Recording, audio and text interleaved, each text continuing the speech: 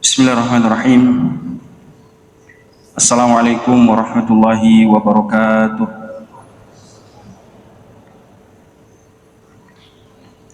Alhamdulillahi rabbil alamin. Wassalatu wassalamu ala asyrafil anbiya'i wal mursalin. Sayyidina wa maulana nabiyina wa habibina Muhammad ibn Abdullah sallallahu alaihi wasallam wa ala alihi wa sahabatihi wa man tabi'ahum bi ihsan ila yaumiddin, amma ba'd. Kaum muslimin dan muslimat yang berbahagia, alhamdulillah ba'da maghrib ini kita kembali bersuah di masjid yang menjadi kebanggaan kita, Masjid Songkoreca, dalam rangka mengkaji dan mempelajari ajaran agama kita, terutama yang terkait dengan sejarah kehidupan Rasulullah Sallallahu Alaihi Wasallam. Malam hari ini kembali kita akan membacakan kitab Mulhimul Alam yang ditulis oleh Syekh Dr. A'id Al-Qarni. Semoga Allah senantiasa menjaga beliau. Sebuah narasi sejarah populer yang membahas kehidupan Rasulullah Sallallahu Alaihi Wasallam secara tematik, secara berdasarkan tema-tema tertentu, tidak berdasarkan urutan dari lahir sampai meninggal, tetapi dipetik berdasarkan setiap atau semua sisi-sisi kehidupan Rasulullah Sallallahu Alaihi Wasallam. Bagaimana beliau sebagai seorang ayah, bagaimana beliau sebagai seorang suami, bagaimana beliau sebagai seorang pemimpin, bagaimana beliau sebagai seorang panglima, dan seterusnya dan seterusnya. Sehingga narasi ini lebih cenderung berbeda dengan kitab-kitab sirah nabawiyah pada umumnya. Tetapi kelebihannya adalah kita langsung bisa menemukan apa yang kita cari. Misalnya kita ingin belajar tentang bagaimana seorang ayah, nah kita langsung bisa buka babnya. Oh gini, Rasulullah sebagai seorang ayah itu seperti ini dan seperti ini. Baik, jemaah sekalian yang dirahmati dan dimuliakan oleh Allah Subhanahu Wa Taala, kenapa mempelajari sejarah Rasulullah dan para sahabatnya menjadi penting? Karena salah satu dasar agama kita adalah mencintai Rasulullah Sallallahu Alaihi Wasallam dan para sahabat.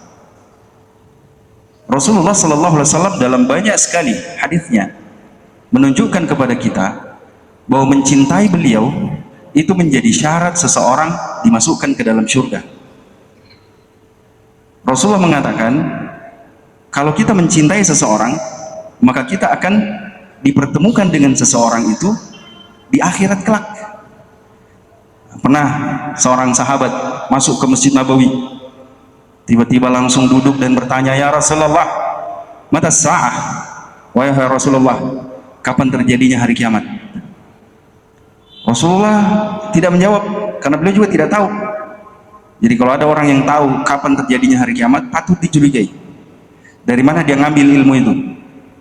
Rasulullah mengatakan, ma'adattalaha, apa yang kamu siapkan untuk menyongsong dan menyambut hari kiamat? Jadi persoalannya bukan pada kamu tahu atau tidak, bukan. Tapi persoalannya adalah apa yang kita persiapkan untuk menyambut ketika kiamat itu datang. Maka laki-laki ini mengatakan, ya Rasulullah, saya tidak menyiapkan banyak sholat. Ya saya sholat yang wajib-wajib saja. Kalau sholat-sholat sunnah, biasa-biasa saja, tidak ada yang berlebihan. Begitupun saya tidak mempunyai banyak puasa. Saya puasa Ramadan saja. Adapun puasa-puasa sunnah ya tidak sebanyak sahabat-sahabat yang lain, Abu Bakar, Umar, Utsman. Saya biasa-biasa saja. Begitupun kalau terkait dengan sedekah, sedekah saya juga tidak terlalu banyak, kata beliau. Ya, sedekah saya juga tidak terlalu banyak, biasa-biasa saja, tidak berlebihan. Paling saya bayar zakat, zakat harta, zakat fitrah. Tapi kalau sedekah-sedekah lain tidak banyak. Tapi kata dia, walakin uhibbullaha wa rasulahu, tapi aku mencintai Allah dan Rasulnya. Itu yang saya miliki, saya mencintai Allah dan Rasulnya. Maka Rasulullah Sallallahu Alaihi Wasallam bersabda, anta ma'aman ahbabta. Engkau akan dipertemukan dengan orang yang engkau cintai. Berdasarkan hadis ini, kata Anas bin Malik, sejak saya dengarkan hadis itu, maka saya lebih mencintai Rasulullah, saya lebih mencintai para sahabat Abu Bakar, Umar, Uthman, Ali bin Abi Thalib dan para sahabat yang lain, karena berharap nanti di akhirat saya akan dipertemukan dengan mereka. Nah, begitupun kita jamaah sekalian hari ini. Kalau dalam diri kita ada kecintaan kepada baginda Nabi sallallahu alaihi wasallam, kecintaan kepada para sahabat beliau sallallahu radhiyallahu anhum ajmain, maka insyaallah meski di dunia kita tidak punya kesempatan bertemu mereka, tapi nanti di akhirat insyaallah kita akan dipertemukan dengan Rasulullah dan para sahabatnya. Orang-orang yang hari ini kita cuma dengarkan dari sejarah saja, dengarkan dari siaran saja, dengarkan dari baca buku saja, tidak lebih. Tapi suatu hari nanti kita akan bertemu dengan mereka. Di mana? Di akhirat. Apa syaratnya? Mencintai Rasulullah dan mencintai para sahabat. Baik, pada pertemuan yang lalu jemaah sekalian, kita sudah menceritakan bagaimana Umar ibn Khattab. Jadi Umar ibn Khattab menggantikan kekhalifahan Abu Bakar As-Siddiq. Setelah Abu Bakar As-Siddiq wafat pada tahun ke-13 Hijriah, setelah memerintah kurang lebih 3,5 tahun, Abu Bakar wafat. Lalu digantikan oleh Umar ibn Khattab yang memerintah selama kurang lebih 10 tahun. Beliau wafat di sekitar tahun 23 Hijriah. Setelah Umar wafat, kekhalifahan beliau diganti oleh Uthman bin Affan radhiyallahu anhu. Siapa Uthman? Uthman bin Affan adalah sahabat yang sekaligus merupakan menantu dari Rasulullah sallallahu alaihi wasallam. Karena beliau menikahi dua putri Rasulullah sallallahu alaihi wasallam. Makanya digelari sebagai Dzunnurain, yang memiliki dua cahaya, karena dua putri Rasulullah dinikahi. Siapa? Ruqayyah bintu Muhammad dan Ummu Kalthum bintu Muhammad. Dari sisi ini saja sudah terlihat kesalahan dan penyimpangan orang-orang yang menuduh Utsman macam-macam. Akhir-akhir ini kan narasi-narasi kebencian terhadap sahabat itu mulai menggema lagi. Narasi-narasi sentimen terhadap para sahabat itulah mulai terdengar lagi, terutama dari kelompok yang menamakan diri sebagai Syiah.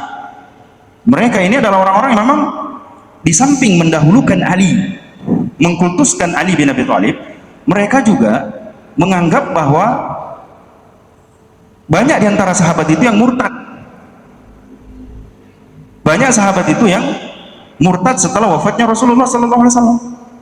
Yang tidak murtad ya sedikit saja, Salman Al-Farisi, Al-Miqdad bin Al-Aswad, Bilal bin Abi Rabah, itu aja. Yang lainnya murtad menurut mereka.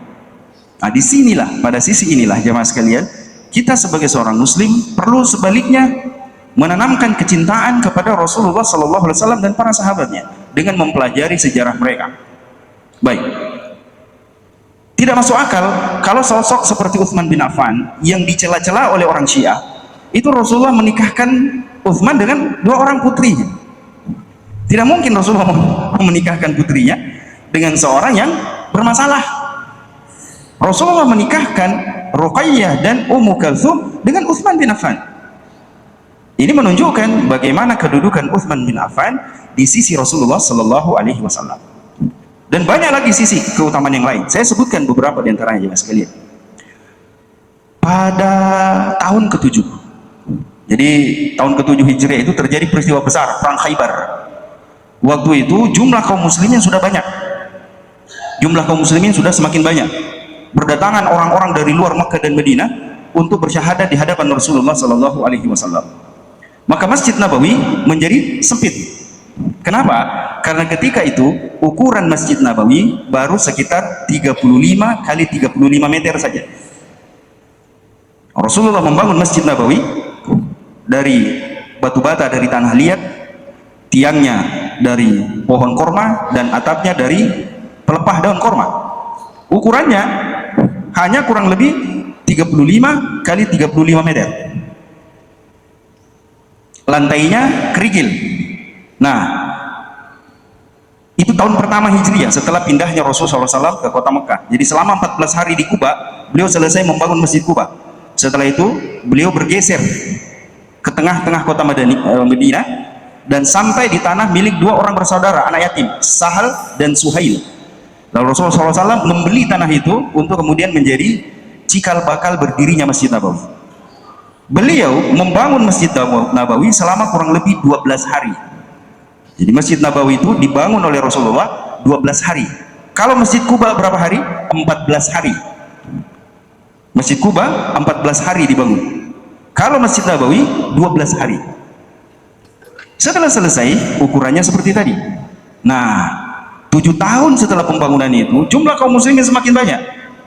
Maka setelah terjadinya perang Khaybar, Rasulullah Shallallahu Alaihi Wasallam bersabda di hadapan para sahabat, "Man ibta'alana mirbada bani fulan, ghafarallahu lahu." Barang siapa yang sanggup membeli tanah dan propertinya Bani Fulan yang di samping Masjid Nabawi, maka Allah akan mengampuni dosa-dosanya. Tiba-tiba tanpa ngomong, tanpa cerita, Utsman bin Affan langsung mendatangi si pemilik tanah. Dia bayar berapa? Berapa dia beli? 20.000 atau 25.000 dinar. 25.000 dinar. Sederhananya begini, 1 dinar itu 4,25 gram emas. 1 dinar 4,25 gram emas. Berarti 1 dinar berapa rupiah sekarang? Berapa harga emas 1 gram sekarang? 2,8 ya, 2,7, 2,8 kali 4,25 kali 4 saja berapa? Lebih 10 toh? Lebih, iya, kali 25.000. Begitulah harga tanah yang dibayarkan oleh Utsman kepada si pemilik tanah. Lalu Utsman bin Affan setelah membeli tanah itu, beliau menjumpai Rasulullah SAW. Lalu beliau mengatakan, "Ya Rasulullah, qad ibta'tuhu, aku sudah membelinya, ini tanah itu." Rasulullah SAW berkata apa? "Ij'alhu fi masjidina wal ajru laka." Jadikan tanah itu sebagai tanah untuk perluasan masjid kita dan pahalanya untukmu. Pahalanya untukmu. Dalam riwayat yang lain, Rasulullah SAW mengatakan, barang siapa yang sanggup memperluas masjid kita ini, Masjid Nabawi, maka Allah gantikan dengan ganti yang lebih baik di surga. Maka Utsman bin Affan tidak perlu banyak tanya, tidak perlu banyak komen, langsung menemui si pemilik tanah, dia bayarkan 25.000 dinar, lalu menyerahkan kepada Rasulullah Shallallahu Alaihi Wasallam. Jamaah sekalian yang dirahmati oleh Allah Subhanahu Wa Taala, itu pada tahun ke-7 Hijriah. Maka renovasi pertama Masjid Nabawi dilakukan oleh Utsman bin Affan pada zaman Rasulullah SAW masih hidup, tahun ke-7 Hijriah. Luasnya menjadi 50 kali 50 meter. Jadi pertama 35 kali 35, lalu dipugar menjadi 50 kali 50. Sekarang berapa luasnya? 97.000 meter persegi, hampir 10 hektar. Jadi Masjid Nabawi sekarang luasnya hampir 10 hektar, bisa menampung antara 1 juta sampai 1.500.000 orang sekali sholat. Dan ini adalah tempat yang Utsman bin Affan punya peran di situ, jemaah sekalian. Selesai di situ? Tidak. 2 tahun kemudian pada peristiwa perang Tabuk tahun ke-9 Hijriah, ketika Rasulullah SAW mendengarkan bahwa orang-orang Roma berencana menyerang kota Madinah, orang-orang Romawi yang berada di Palestina berencana melakukan serangan ke Madinah, maka Rasulullah menyiapkan 30.000 pasukan sahabat, 30.000 orang yang mereka ini butuh makan, butuh kendaraan, butuh akomodasi ya, karena Tabuk itu jauh. Sekarang Tabuk adalah provinsi terluar di sebelah utara dari Arab Saudi, berbatasan dengan Yordania, jauh itu.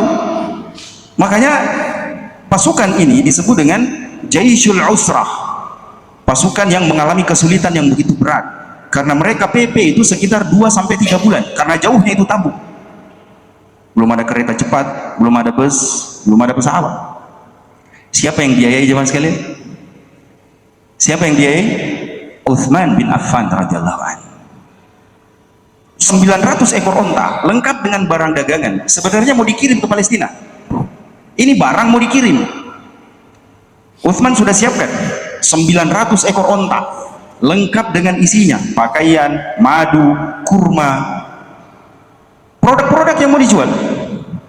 Tiba-tiba Uthman bin Affan mendengarkan seruan jihadnya Rasulullah Sallallahu Alaihi Wasallam.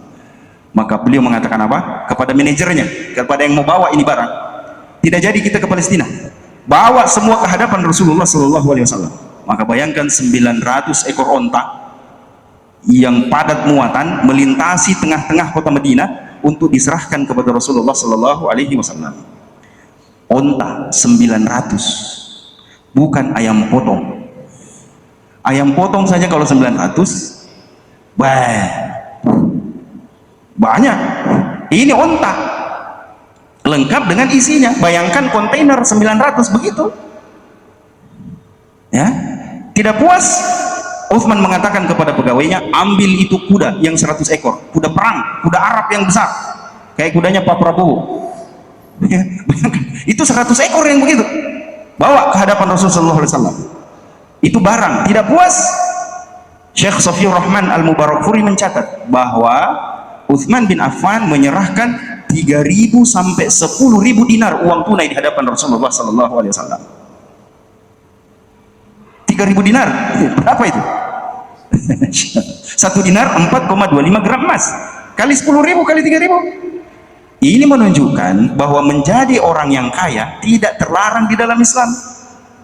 Jadi jangan selalu diasosiasikan, dianggap bahwa orang muslim itu harus miskin, orang muslim itu harus pakaian compang-camping, zuhud.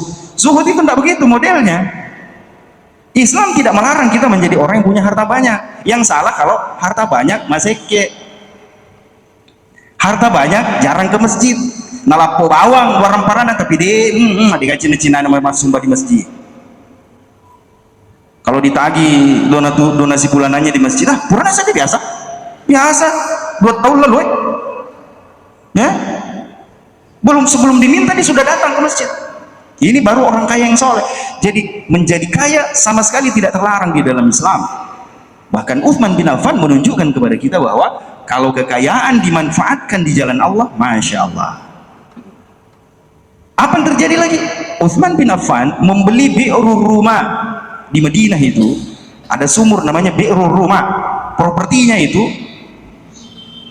lahan, ada pohon kurmanya, ada sumurnya.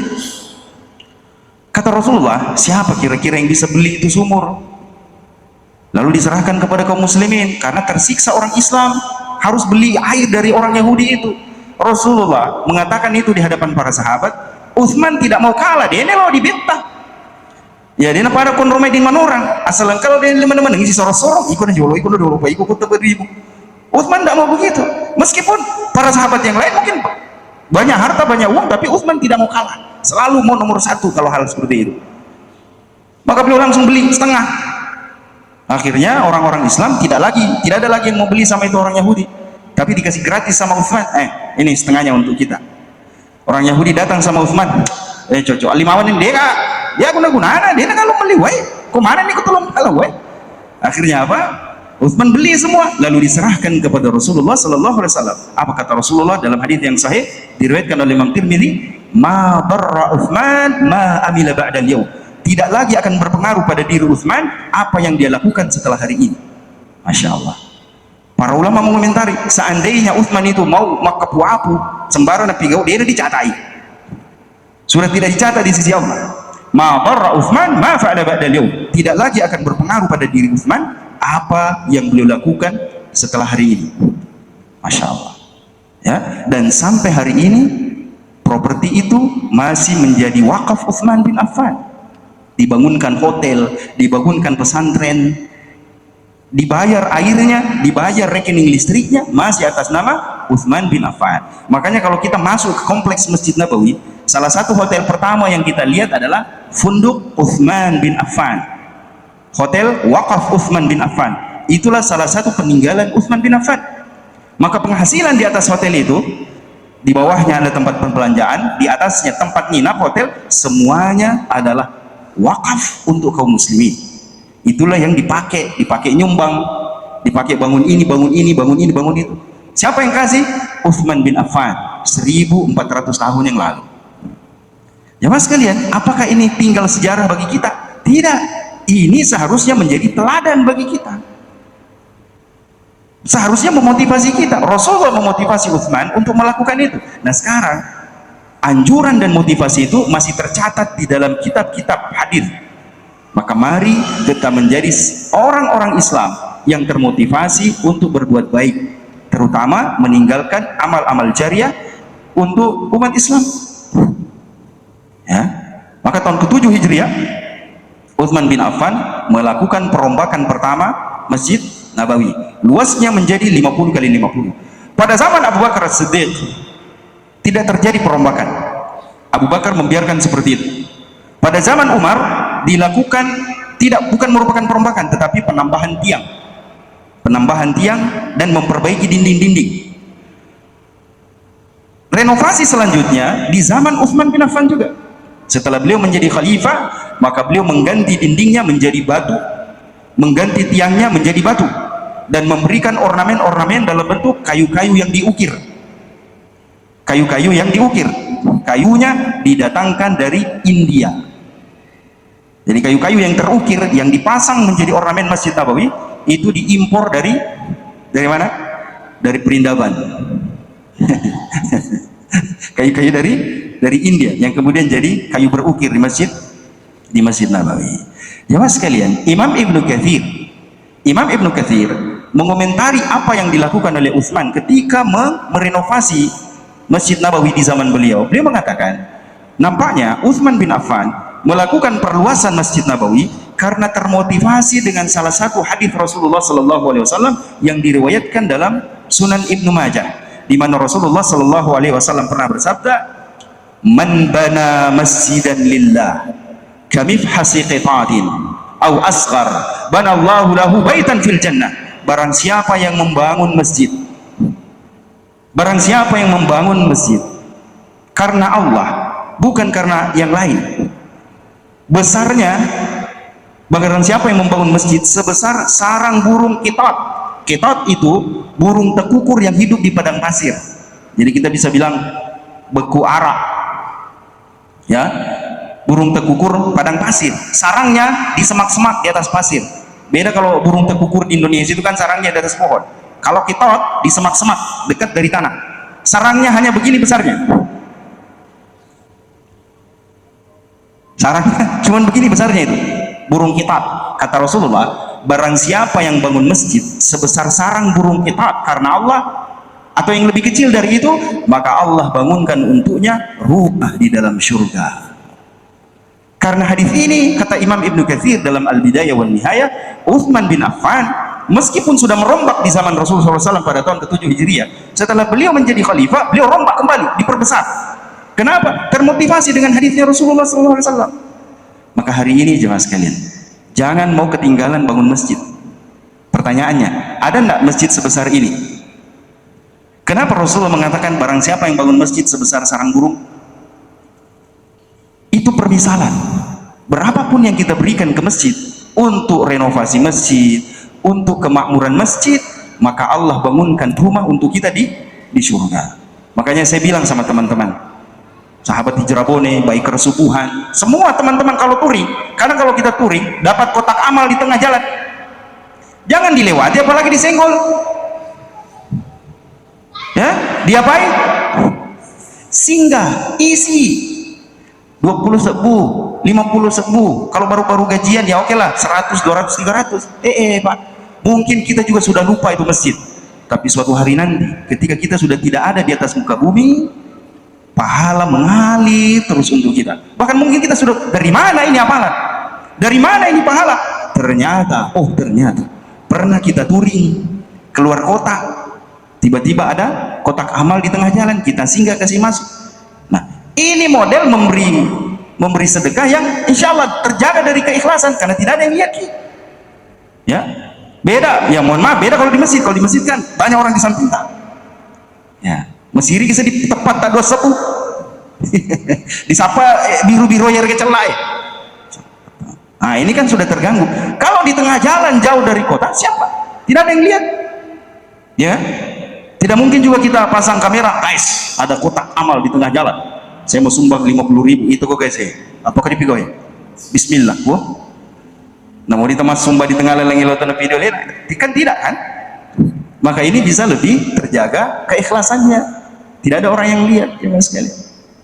Bayangkan uang 50.000 bagi kita, mungkin bagi kita sebagian. Wih, panggali pulsa di masjid di kampung itu besar nilainya. Apalagi kota ini 50.000, 500.000 dia beri, masya Allah, subhanallah. Nah kata Rasulullah, barang siapa yang bangun masjid karena Allah, meskipun besarnya seperti sarang burung tekukur padang pasir, maka Allah buatkan baginya rumah di dalam surga. Inilah yang memotivasi Utsman bin Affan untuk membangun Masjid Nabawi di zaman kekhalifahan beliau. Masih ada waktu? Bagaimana kok? Masih ada masjid? Masih ada waktu? Ya, 10 menit. Baik. Setelah Utsman bin Affan wafat pada tahun 35 Hijriah, kekhalifahan beliau diganti oleh Ali bin Abi Thalib. Siapa Ali bin Abi Thalib? Ali bin Abi Thalib sepupunya Rasulullah, karena ayahnya bersaudara dengan ayahnya Rasulullah. Siapa ayah Ali radhiyallahu anhu? Siapa? Abu Thalib. Itu nama panggilannya. Nama aslinya siapa? Yang tahu berarti pintar. Siapa nama asli Abu Thalib? Ya, banyak itu sahabat yang kita tahu nama panggilannya, nama kunyahnya, nama aslinya kita tidak tahu. Nah, nama aslinya Abu Thalib siapa? Abdul Manaf. Jadi nama aslinya Abdul Manaf bin Abdul Muttalib. Sama kakaknya Abu Lahab. Abu Lahab itu nama panggilan. Dipanggil Abu Lahab karena wajahnya putih kemerah-merahan, gagah. Ya. Tapi nama aslinya bukan Abu Lahab. Siapa nama aslinya? Nah ya kan, sama. Nama aslinya Abdul Uzza. Abdul Uzza bin Abdul Muttalib. Nah, Abu Thalib, Abu Lahab, siapa lagi? Hamzah, siapa lagi? Al-Abbas, Al-Harith, Az-Zubair. Itu adalah 10 orang bersaudara laki-laki, 6 saudara perempuan. Jadi Abdullah itu ayahnya Rasulullah, bersaudara 16 orang. 10 laki-laki, 6 perempuan. Dari berapa orang ibu? 5. Jadi Abdul Muthalib itu 5 binena, 5 istrinya. Catat. Kenapa takut sekali bila kalau kita bilang 5 istrinya Abdul Muthalib? Abdul Muthalib 5 istrinya. Nah, Abdullah dan Abu Thalib lahir dari ibu yang sama. Makanya kedekatan antara Abdullah dan Abu Thalib itu kemudian menurun ke anak mereka. Coba lihat, ketika Abdul Muthalib wafat, siapa yang ambil pengasuhan Rasulullah? Abu Thalib kan? Padahal paman-paman beliau yang lain masih hidup. Kenapa Abu Thalib yang ambil? Karena seayah seibu dengan Abdullah. Begitupun setelah Abu Thalib meninggal, yang mengasuh Ali bin Abi Thalib, Ja'far bin Abu Thalib siapa? Rasulullah. Karena kedekatan itu. Ibu mereka namanya Fatimah. Fatimah bintu Amru. Itu mamanya, neneknya Rasulullah. Ya, itu neneknya Rasulullah sallallahu alaihi wasallam. Nah, dia juga, Ali bin Abi Thalib adalah menantu Rasulullah. Kenapa? Karena beliau menikahi Fatimah bintu Muhammad, dan dari mereka lah lahir anak cucu Rasulullah sallallahu alaihi wasallam yang terjaga nasabnya sampai datangnya hari kiamat.